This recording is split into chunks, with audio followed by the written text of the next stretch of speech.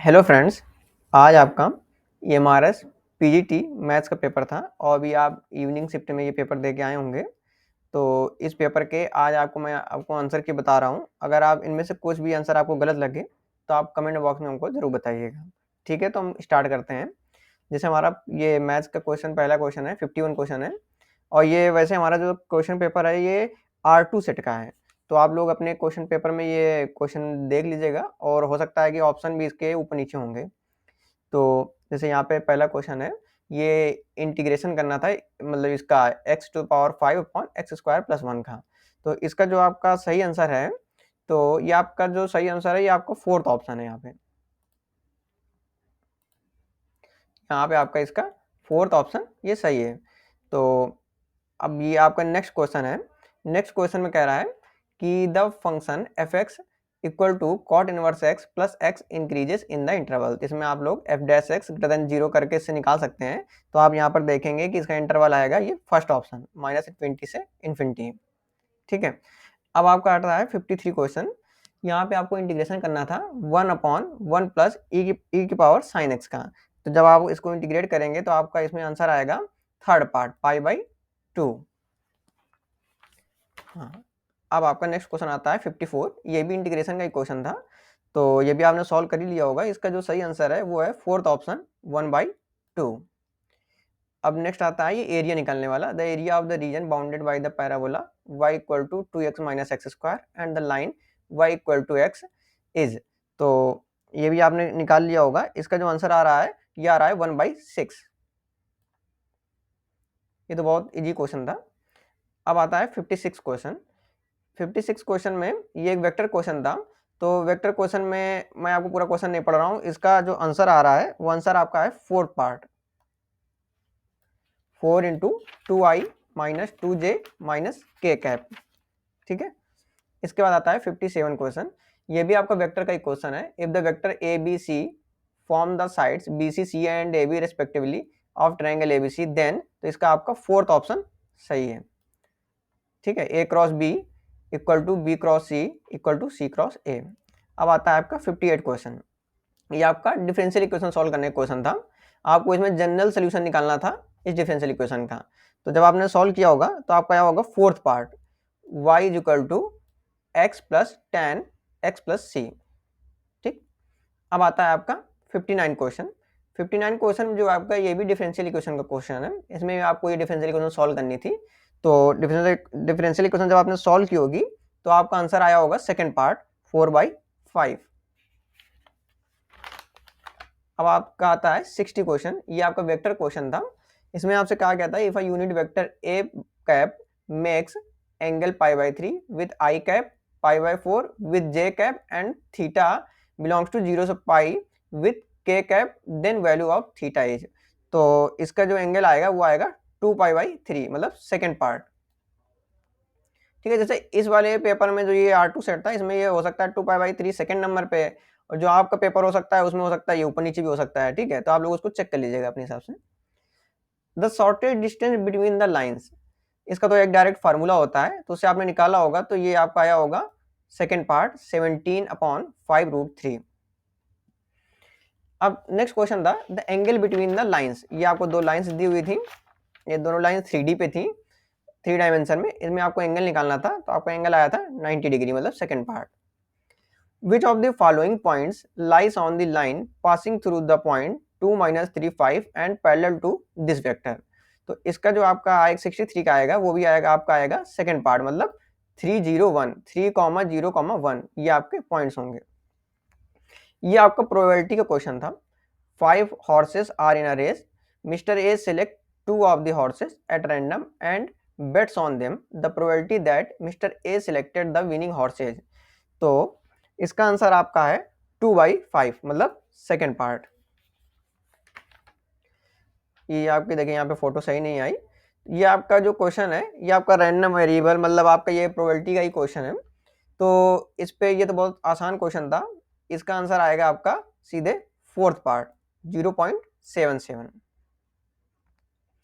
अब आपका 66 क्वेश्चन जो प्रोबेबिलिटी का था, तो जो 66 क्वेश्चन है इसका आंसर आपका आ रहा है 5, मतलब फोर्थ पार्ट जो है 5, फोर्थ ऑप्शन।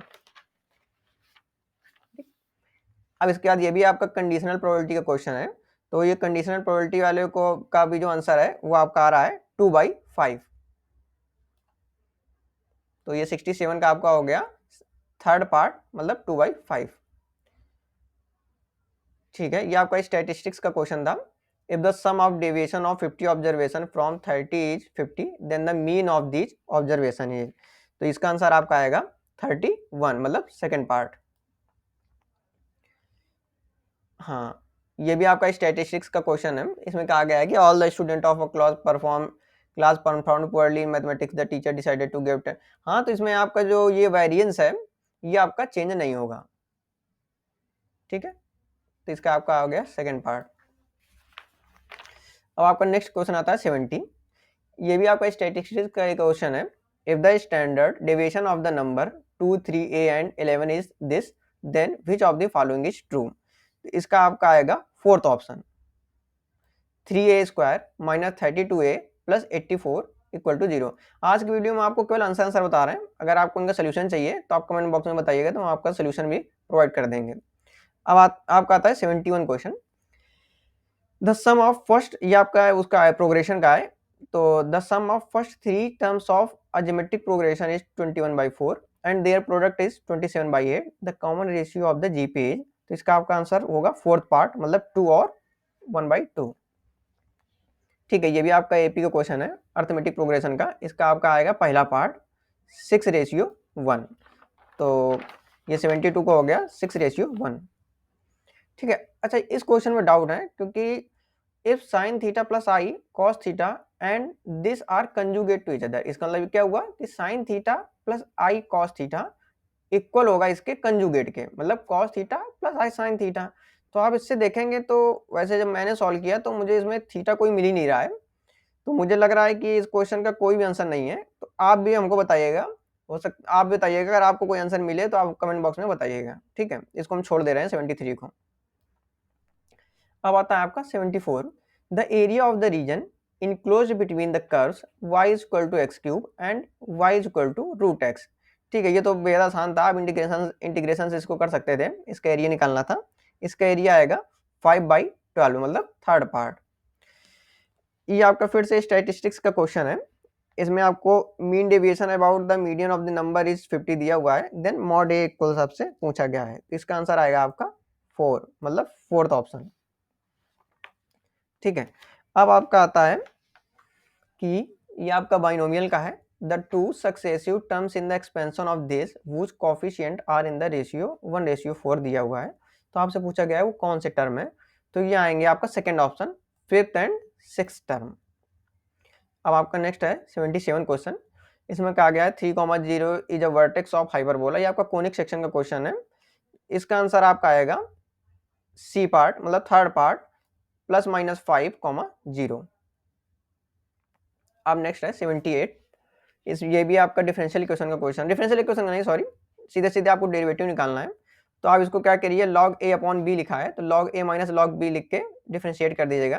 तो आप देखेंगे इसका आंसर आपका आएगा फोर्थ पार्ट, मतलब -4x upon 1 minus X to the power 4। Next है 79। ये आपका भी, ये भी कोनिक सेक्शन का है। If the parabola y square is equal to 4x passes through the point this, then the length of its latus rectum।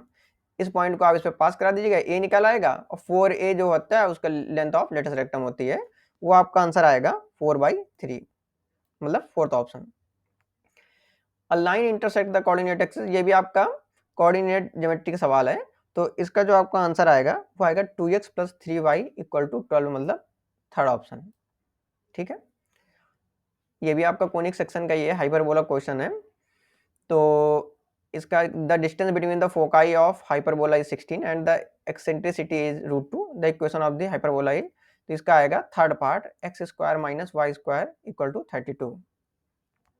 ये आपका मैट्रिक्स क्वेश्चन है। देखिए, अगर इसमें केवल डायगोनल मैट्रिक्स कहता तब तो ऑप्शन सही हो जाता है। अब इसमें डायगोनल मैट्रिक्स कहीं ऑप्शन में था ही नहीं। ठीक, स्क्यू सिमेट्रिक ये हो नहीं सकता, और आइडेंटिटी मैट्रिक्स हो नहीं सकता। आइडेंटिटी मैट्रिक्स में इनको 1 1 1 होना चाहिए था। इसके बाद स्केलर मैट्रिक्स में डायगोनल इक्वल होने चाहिए थे, इसलिए हम देख रहे हैं कि ये सिमेट्रिक मैट्रिक्स है, मतलब सेकंड पार्ट। इसको हिंदी में कहते हैं सममित आव्यूह, मतलब सिमेट्रिक मैट्रिक्स।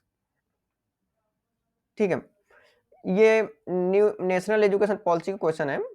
वैसे इस विषय में मतलब मुझे ज़्यादा नॉलेज नहीं है, लेकिन तब भी मैं आपको बता सकता हूँ कि इसका जो आंसर आएगा ये है NEP 2020 ने स्कूल के पाठ्यक्रम में भारत की भाषाओं पर आमोद प्रमोद प्रोजेक्ट को शामिल करने का सुझाव दिया है। वैसे इसका इंग्लिश में था NEP 2020 has recommended to include a fun project activity on the languages of India in the school curriculum. This project will be included at middle stage. मेरे हिसाब से इसका आंसर होना चाहिए मिडिल स्टेज। आप भी कमेंट करके बताइएगा कि आपने इसका आंसर क्या लगाया है। अब आता है 84, ये भी उसी का है, नेशनल एजुकेशन पॉलिसी का।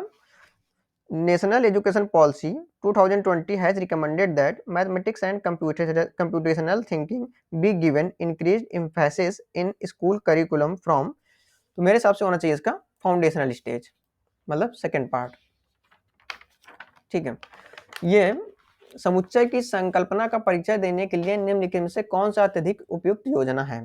मतलब इंग्लिश में कहेंगे which among the following is the most appropriate pedagogic strategy for introducing the concept of set. तो वैसे मेरे हिसाब से तो इसका सेकंड पार्ट सही लग रहा है, लेकिन आप भी कमेंट करके बताइए कि आपने क्या लगाया है।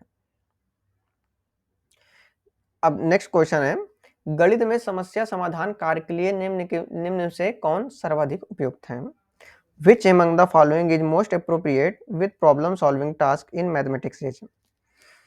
तो मुझे इसका आंसर सही से पता नहीं है, तो आप लोग इसको बताइएगा कि 86 का क्या होगा। अब ये 87 तो आपका ये नेशनल एजुकेशन पॉलिसी 2020 का है, तो इसका आंसर होगा आपका थर्ड पार्ट। थर्ड पार्ट का मतलब फाउंडेशनल स्टेज जो आपकी कहाँ से होती है, क्लास 2 तक होती है। प्रिपरेटरी स्टेज आपकी कहाँ तक होती है, क्लास 3 to 5 होती है। मिडिल एज आपकी कहाँ होती है, 6 to 8, और सेकेंडरी एज होती है 9 to 12। इसका मतलब ये थर्ड पार्ट होगा। ठीक है, national education policy has recommended to set up a national assessment centre. जहाँ पे ये असेसमेंट वर्ड आ गया तो इसका मतलब ये हमारा होगा परख। ए पार्ट फर्स्ट वाला हो गया परख। ठीक है, ये भी आपका उसी का है, नीपी का है। तो इसका होगा आपका at least 50 hours per every year, प्रति वर्ष में कम से कम 50 घंटे, फोर्थ ऑप्शन। ठीक है, ये आपका क्वेश्चन जो है ये आपका सेट थ्योरी का क्वेश्चन है। इसमें आपको मतलब ये पूरा डाटा दिया हुआ है, उसमें आपको 3 क्वेश्चन करने थे। Number of student who study L2 and L3, मतलब लैंग्वेज 2 और लैंग्वेज 3 वो स्टडी करते हैं बट नॉट L1। तो इसका जो आंसर है मैंने जो सॉल्व किया है, तो मुझसे तो इसका आंसर 26 आ रहा है, जो ऑप्शन में दिया नहीं हुआ है। तो आप बताइए आपका क्या आ रहा है, हो सकता है मुझसे कोई मिस्टेक हुई हो सॉल्विंग में। अब देखिए 91, the number of student who study only language 1 is, इसका आएगा 12। Second part, number of student who study at least one of the 3 language, जो कम से कम कोई एक लैंग्वेज तो पढ़ते हो, मतलब वो एटलीस्ट वन मतलब वो एक भी लैंग्वेज पढ़ सकते हैं, 2 भी पढ़ सकते हैं, 3 पढ़ सकते हैं। तो ये आपका आएगा 60, पहला ऑप्शन। अब आपका नेक्स्ट क्वेश्चन है 93, let P and Q be the roots of the equation x square minus 2x plus a equal to 0 and let R and S be the roots of this equation. तो जब आप इसको solve करेंगे तो आपका आएगा third part, a की value आएगी -3 एंड b की आएगी 77। नेक्स्ट है 94, the greatest positive integer k for which this is a factor of the sum this. तो इसका आपका आंसर आएगा 63, मतलब फर्स्ट पार्ट। अब आपका 95 आया, ये भी आपका क्वाड्रेटिक इक्वेशन का क्वेश्चन है। जब आप इसको सॉल्व करेंगे 95 को, तो आपका आंसर आएगा 2√13/9, अर्थात सेकेंड पार्ट। ठीक है, अब हम आते हैं नेक्स्ट क्वेश्चन में 96 पे। The coefficient of x to the power 7 in the expansion of this. तो इसका आंसर आएगा फोर्थ पार्ट, मतलब 330। The coefficient of x to the power n in the expansion of this, ये आपका AIEEE में आया वो क्वेश्चन है,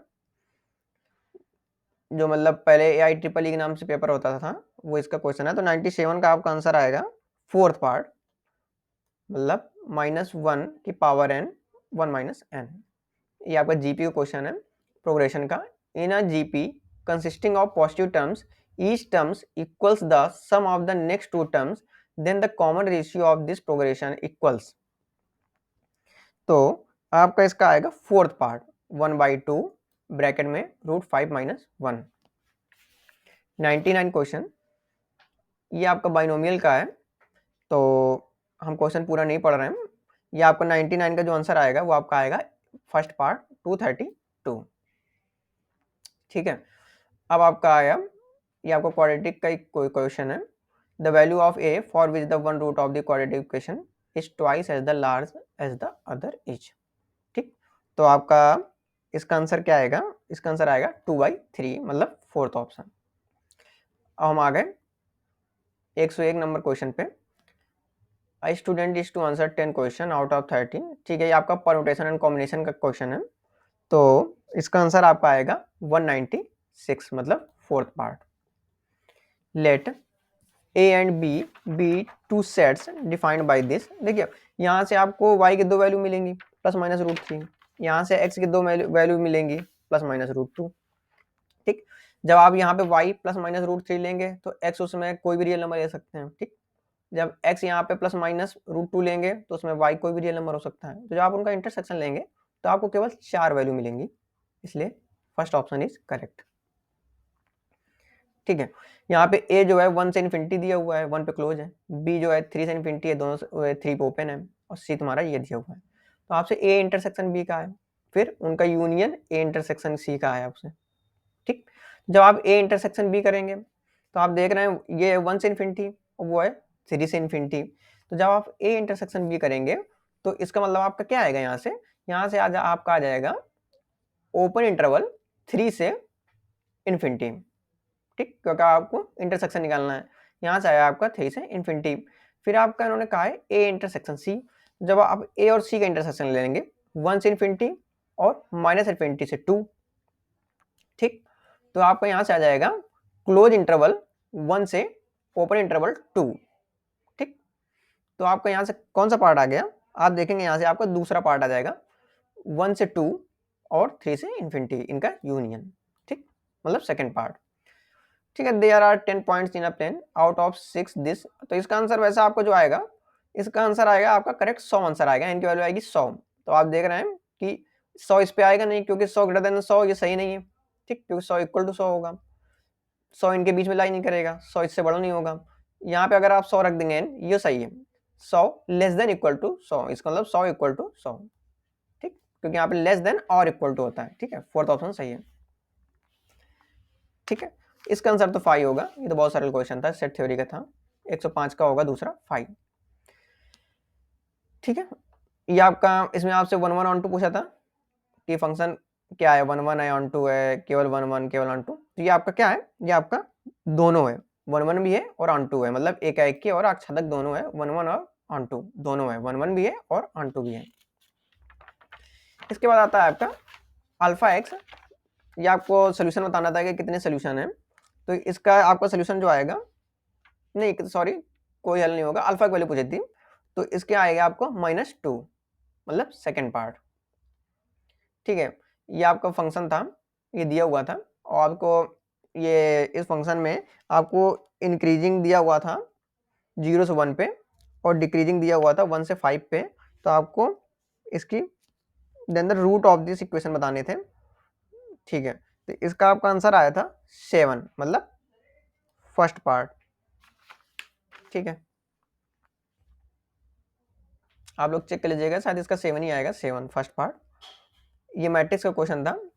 आप जब इसमें ए स्क्वायर करेंगे तो आप देखेंगे ए स्क्वायर करने पे आई आ रहा है, इसका मतलब इसका सेकंड पार्ट। ठीक है, ये आपका फंक्शन दिया हुआ था, आपसे वैल्यू पूछी थी f4x f6x की, इसकी आएगी 1/12, मतलब थर्ड ऑप्शन। इसमें आपको डोमेन पूछा गया था, तो आप ये आसानी से निकाल लेंगे, डोमेन आएगा क्लोज इंटरवल 1 से 9। ठीक है, ये मैट्रिक्स का क्वेश्चन था 112, इसका आंसर आएगा आपका फोर्थ ऑप्शन -1 -1 -1 2। इसमें एक ट्रायंगल जो है सर्कल के अंदर बनाया गया था, तो आपसे पूछा गया था एंगल QPR, तो आपका जो एंगल QPR है वो आ रहा था π/4। ठीक है, first part. Two consecutive side of parallelogram of this दिया हुआ था and the other diagonal passes through point. तो आप इससे देखेंगे कि जो अदर डायगोनल आएगा वो आएगा y इक्वल टू -x। तो y इक्वल टू -x आपको किसके लिए सेटिस्फाई करेगा, ये y बराबर -x इसमें सेटिस्फाई करेगा थर्ड ऑप्शन पे 2, -2। If a vertex of triangle is 1, 1 and the mid point of this, तो इसका आपका जो आंसर आएगा, ये तो बहुत सरल क्वेश्चन था, सेकंड पार्ट 1, 7/3। अब हम नेक्स्ट क्वेश्चन चलते हैं 116। The straight line whose sum of intercept on the axis is equal to half the product of intercept passes through the point। ठीक है, इसका आंसर आपको आएगा 2, 2 fourth option. The number of circle that can be drawn touching all the lines this. आप देख रहे हैं कि ये लाइन और ये लाइन आपस में कैसी होंगी, ये इससे आएगा y बराबर x-2, इससे आएगा y बराबर x+3, ये पैरेलल लाइंस होंगी और ये एक लाइन उन दोनों पैरेलल लाइन को कट करेगी। तो आप देखेंगे कि इससे केवल एक ही सर्कल खींचा जा सकता है, मतलब थर्ड ऑप्शन एक। ये आपका ट्रिग्नोमेट्री क्वेश्चन था, आसान क्वेश्चन था। इसका आंसर आएगा थर्ड पार्ट 56/33। ठीक है, अब आपका नेक्स्ट क्वेश्चन है, ये भी ट्रिग्नोमेट्री क्वेश्चन है। इसमें आपको ए निकालना था और स्मॉल बी की वैल्यू आपसे पूछी गई थी। तो आप देख रहे हैं इसका आया होगा आपका फर्स्ट ऑप्शन, ए आया होगा 3π/4 और बी आया होगा 2√2/5। ठीक है, ये आपका सीरीज का क्वेश्चन था। इसका आंसर आ रहा है सीरीज वाले का आपका 5/6, मतलब फोर्थ ऑप्शन 121। ये आपका हाइट एंड डिस्टेंस का क्वेश्चन था और इसका आपका ऑप्शन आ रहा होगा थर्ड 15 × 3 + √3। ठीक है, if the area of equilateral triangle inscribed, मतलब एक इक्विलेटरल ट्रायंगल है, सर्कल के अंदर इंस्क्राइब्ड है, बना हुआ है और उस पर एरिया दिया हुआ है, देन आपसे सी की वैल्यू पूछी गई है। तो आपको जो सी की वैल्यू आएगी वो आएगी 25, मतलब सेकेंड पार्ट। ठीक है, 5 tan square x minus cos square x बराबर this, then value of cos 4x आपसे पूछा गया है, इसकी वैल्यू आएगी -7/9। इफ x बराबर 2 sin theta minus sin 2 theta and y बराबर दिस, देन आपसे सेकेंड डेरिवेटिव पूछा गया है, थीटा बराबर 5 है, तो इसकी वैल्यू आ रही है आपकी -3/8, मतलब फर्स्ट ऑप्शन। ठीक है, x log और log of log x minus x square, this आपसे डेरिवेटिव पूछा गया x बराबर e पे, तो इसका आपका आंसर आएगा फोर्थ पार्ट, मतलब 2e - 1/2 square root of 4 + e²। ठीक है, ये तो ये अगला क्वेश्चन 126 जो है बहुत सरल था। इसमें आपसे पूछा गया था, इसमें दिया हुआ था ये कंटिन्यूअस है, तो आपको k की वैल्यू निकालनी थी। तो आप एक बार 0 माइनस में करेंगे, 0 - h, एक बार 0 + h करेंगे, वहाँ से कंटिन्यूटी की डेफिनेशन लगाएंगे, तो आप देखेंगे आपकी k की वैल्यू आ जाएगी -2, मतलब फोर्थ ऑप्शन 127। इसमें आपको ये 127 में आपको ये निकालना था, इसका आपका आंसर आ रहा है fourth option x log 2x minus log 2/x। ठीक, ये आपका कोनिक सेक्शन का क्वेश्चन है। A point on the parabola eight which the ordinate increase at the twice the rate of the abscissa is, मतलब abscissa is पूछा गया, abscissa मतलब आपका x कोऑर्डिनेट, ऑर्डिनेट मतलब y कोऑर्डिनेट, तो आपका इसका आंसर आएगा सेकंड पार्ट 9/8, 9/2। 129, इसका तो एक सीधे सीधे फार्मूला होता है, cos x cos 2x cos 4x, ये आप क्या करिए sin x का मल्टीप्लाई करिए 2 sin x और 2 sin x से डिवाइड कर दीजिए, इसके बाद ये पूरा सीरीज साइन के फॉर्म में बंद चला जाएगा और फिर उसको आधा डेरिवेटिव कर दीजिएगा, आप π/4 रखेंगे तो आपका आंसर आ जाएगा √2। ठीक है, ये है आपका fx बराबर mod x - 1 plus mod x - 3 then dy/dx at x बराबर 2a। ठीक है, केवल देखिए, केवल ये वैसे तो ये फंक्शन आपसे पूछा गया dy/dx, तो ये केवल डिफरेंशिएबल किन पॉइंटों में नहीं होगा, 1 और 3 पे डिफरेंशिएबल नहीं होगा। ठीक है, क्योंकि यहाँ पे मॉड है, वहाँ पे शार्प टर्न आ जाएगा ग्राफ पे, लेकिन x बराबर 2 पे तो ये डिफरेंशिएबल होगा और उसकी जो वैल्यू आएगी x बराबर 2 पे, वो आप देखेंगे 0 आएगी, थर्ड पार्ट। ठीक है, हाँ, तो आपके यहाँ पे ये 130 क्वेश्चन खत्म हो गए।